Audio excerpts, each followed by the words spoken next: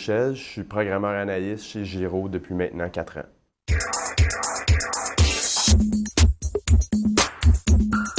J'ai fait mes études au Cégep Lionel-Groulx en informatique de gestion.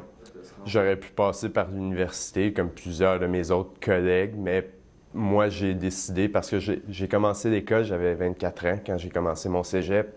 J'étais déjà un peu plus âgé, donc déjà là, de faire un retour à l'école à cet âge-là, je trouvais ça un peu plus dur. Fait qu'un DEC me satisfaisait amplement.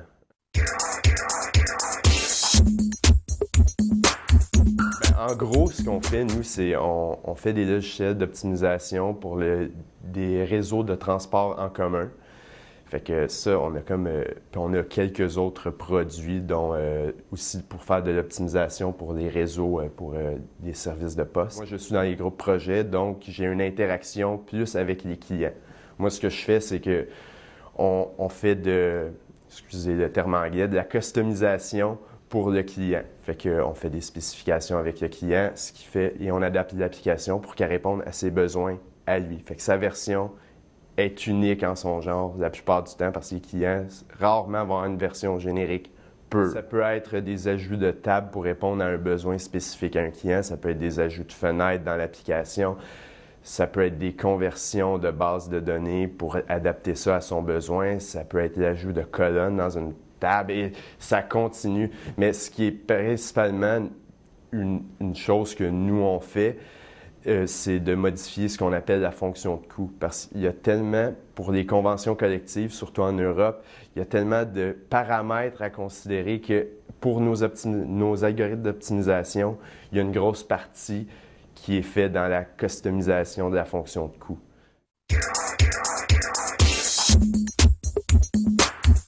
Chez Giro, on est un peu particulier. On a beaucoup d'outils maison, comme pour la compilation et tout. On a un éditeur de texte bien simple pour éditer notre texte, mais on est en train de se préparer à passer à Visual Studio parce que c'était demandé surtout par des programmeurs plus jeunes comme moi qui ont fait tout leur apprentissage, autant que ce soit au cégep ou à l'université avec cet outil-là. Mais nos codes qu'on utilise sont en C++ ou en C#. Puis on a des vieilles parties dans les vieux algorithmes qui utilisent du vieux C puis du Fortran. C'est une plateforme de développement qui nous développe beaucoup de fonctions qui vont nous amener à faire les trucs qu'on a besoin de faire dans le fond. Mais oui, ça m'arrive encore d'avoir à aller dans mes livres de C++ pour aller lire. Mais on a tellement ici, ce qui est vraiment génial, c'est le travail d'équipe. Souvent, tu ne perdras pas ton temps. On a des experts BD, on a des experts dans quasiment tous les domaines de l'application. Si tu veux faire quelque chose d'un peu compliqué qui sort de ta zone de confort, tu as quelqu'un qui va t'expliquer comment tu devrais faire ou tu peux avoir juste une réunion informelle de 15 minutes assis sur le coin d'un bureau, juste à discuter d'idées. Des fois, tu peux avoir une idée de base, mais tu vas la compléter avec les idées des autres, puis ça, c'est vraiment pratique.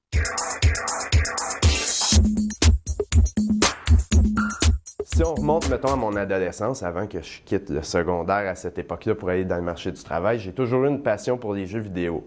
Donc, quand j'ai décidé de retourner à l'école, mon but ultime, c'était de devenir programmeur de jeux vidéo. Parce que ça avait l'air plus concret. Tu avais l'air de travailler avec quelque chose, un résultat que tu pouvais voir plus facilement que nécessairement une petite application pour, mettons, un logiciel comptable ou quelque chose comme ça. Fait que c'est sûr que ce côté-là m'intéressait beaucoup, mais après avoir commencé à étudier, je me suis rendu compte que, je ne sais pas comment expliquer ça, mais il y a un défi à aller chercher dans partir avec des lignes de code, puis qu'à la fin, ça te donne un programme visuel, que tu peux entrer des données, que tu peux les calculer selon certains besoins. Un problème simple, la plupart du temps, vu qu'il faut être pas mal débrouillard pour faire ce que je fais, tu t'en sors assez bien tout seul. Mais un gros problème complexe, d'habitude, si on le décortique, on reçoit le email, tu essaies de comprendre ce que le client veut dire parce qu'on on est mondial, on a des clients partout. Donc, des fois, un client, l'anglais, c'est pas sa langue maternelle, autant que nous non plus, des fois, ça ne l'est pas.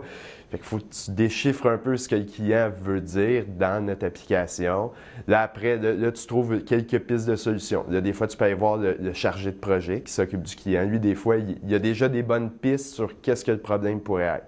Quand le problème est un petit peu plus creux puis que ça ne s'attaque pas à notre customisation site spec, mais c'est plutôt relié à la générique, ben tu descends en bas, tu vas avec l'équipe de développement et tu essaies de trouver des solutions. Fait que vraiment, tu as beaucoup d'interactions avec beaucoup de monde quand que tu tombes avec un problème complexe. C'est ce qui est le fun. Des fois aussi, c'est pas nécessairement un problème, c'est que ça marche pas comme le client veut. Ce qui nous apporte à faire des modifications pour que ça marche comme que lui, il veut.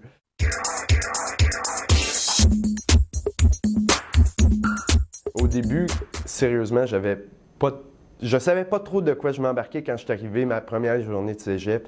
Je savais que c'était du code, un langage puis tout, mais toute la mécanique, je vais avouer que j'avais pas vraiment lu là-dessus. Fait que c'était vraiment comme merveilleux de... Tu fais une petite application bien simple, tu codes quelques lignes de code, puis ça peut te donner un résultat à l'écran en passant par la compilation de ton code. Puis ça, sérieusement, c'est ça qui m'a fasciné puis qui me fascine encore.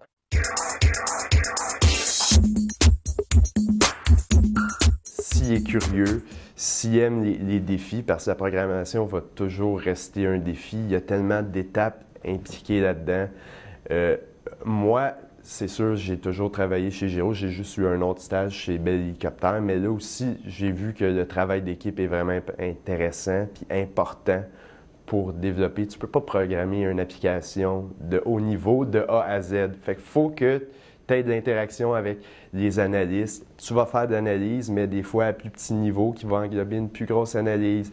Fait qu'il faut que tu aimes le travail d'équipe, curieux, débrouillard, en tout cas dans le cadre de mon travail, c'est assez important. Puis sinon, si c'est une passion aussi pour une personne comme de s'en aller, ça l'intéresse comme créer à partir de lignes de code, amener ça à un jeu vidéo ou à une application graphique ou à faire des sites web, ben, c'est merveilleux. J'encouragerais à continuer là-dedans.